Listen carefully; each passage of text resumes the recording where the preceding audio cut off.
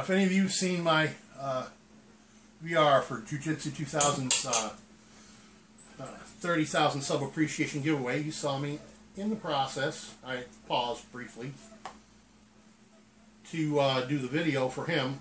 I'm making corn and pumpkin soup. Now, this is an heirloom species pumpkin, so I'm saving the seeds over there so I can dry them for planting later. I've got me 6 ears of corn, sweet corn, and I've cut up half this pumpkin so far. When I get this all cut up like this and peeled, it's going to go on the stove with a medium to large onion and some meat stock. In this case, I'll be using ham stock. And it's going to boil until the pumpkin is fork tender. And I'll bring you back when I get to that point and show you some more.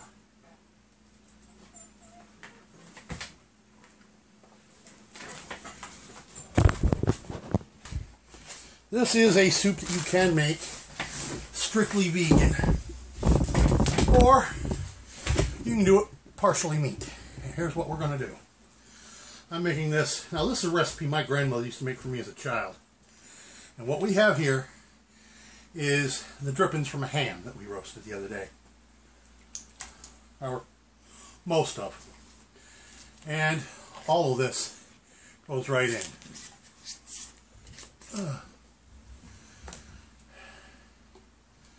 This is going to bring a little bit of flavor and so on to the party. Now, like I say, this is something my grandmother used to make for me when I was a child. This is a First Nations recipe. So, there's my squish, all peeled. Now here's something for you. Yellow onions. We had some that were a little on the old side, and my wife, she sliced and froze them rather than see them go to waste. And these are going to be perfect for this application, provided I can get me off about the equivalent of one good sized onion. And that should do nicely.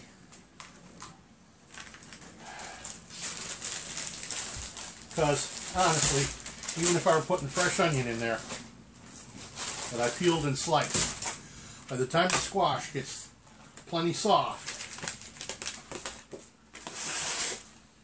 the onion is going to be mush. And it won't matter anyhow, because it's got to go through a blending process once that part's done before the sweet corn goes in. Now, the one thing I wish I had, I don't. I wish I had some actual coriander. I don't. But since I do have a big bottle of cumin, and since cumin is the ground seed of the coriander plant, they have a very similar flavor profile. So I'm going to put me some of this cumin in here. Not a lot, about a tablespoon or so.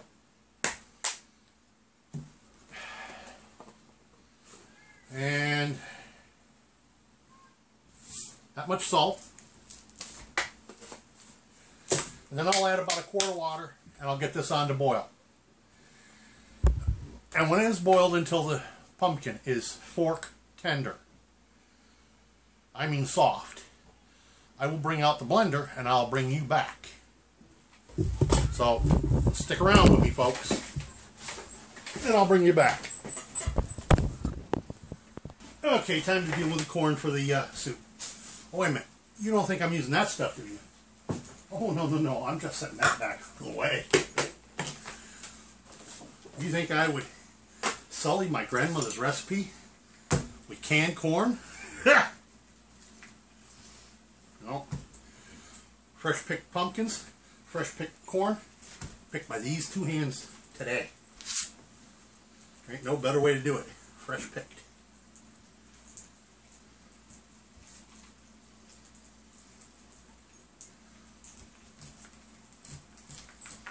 Now, this is something my grandmother used to have a tool for. I wish I had it.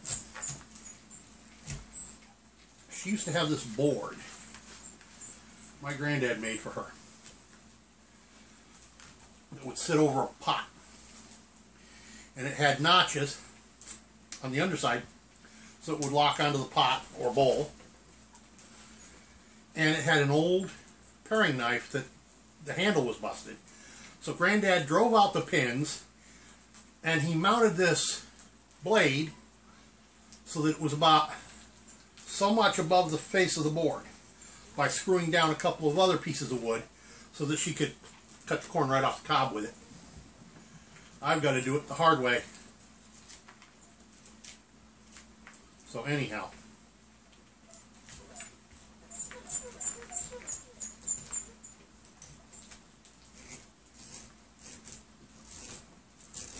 A lot of people say don't scrape the cob.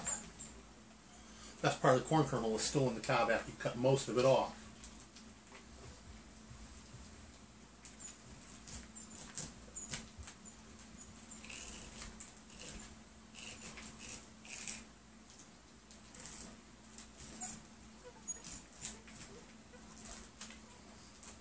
Anywho, well, I'm not going to make you sit there and watch me cut all this corn off the cob. I've got 6 ears total.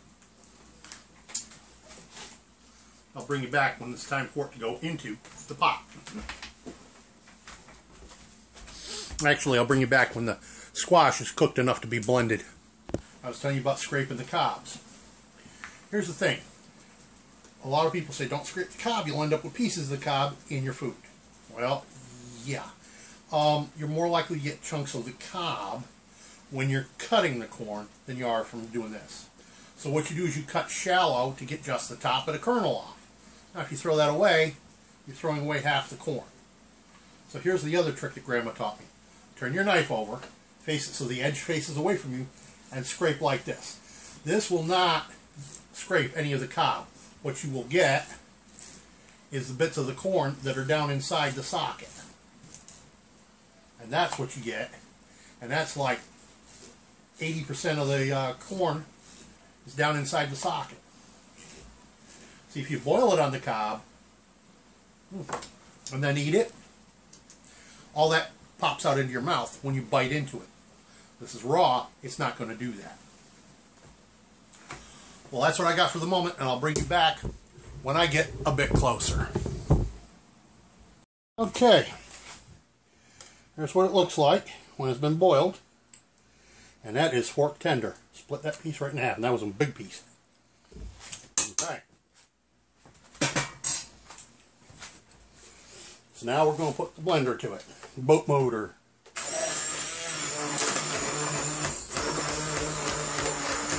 And please make sure you don't have this spitting up on you. This stuff is hot and that boat motor is powerful.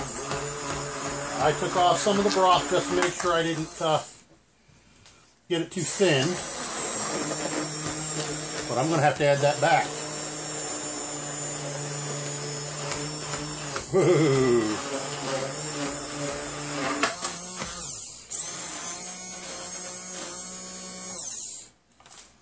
Yeah.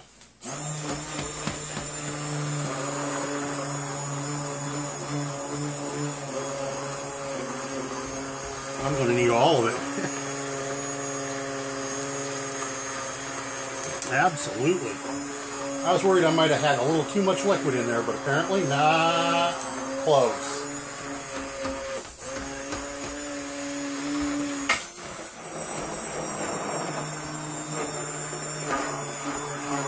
I may not even have enough liquid in here yet. We'll see.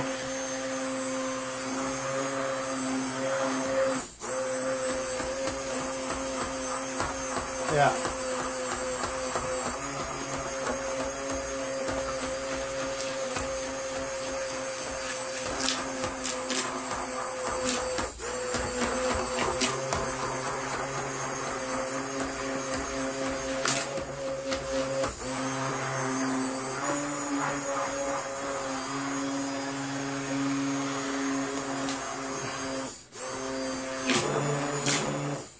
Nope, I don't have enough liquid in it. stuff is hot.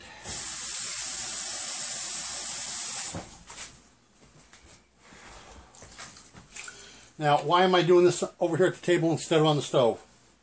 I don't have an electrical plug within reach of the stove. I'd have to run an extension cord. And I thought this would just be easier.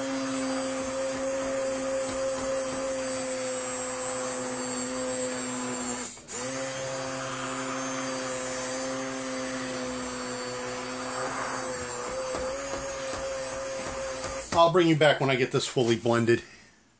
Okay. See, I'm just about there. Whoopsie.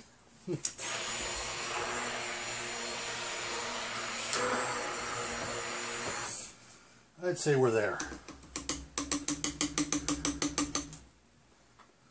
Now comes tasting for seasoning. See if it needs a little more salt or anything.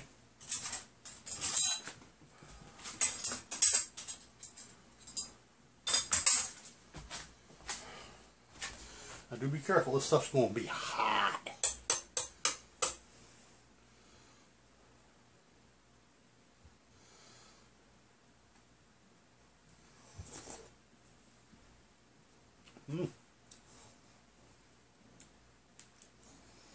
I'm going to leave it there on the salt. My wife doesn't like too much salt in the food. She can always add a little more if she wants. And that is 6 ears of corn cut off the cob. I'm going to put that in the soup. I'm going to put it back on the stove for a little while. Probably about 15 minutes of simmer time. Little chunks. Yeah, all that effort to blend it smooth, and then I put in that chunky corn. We're not going to blend the corn smooth. We want that in there for texture.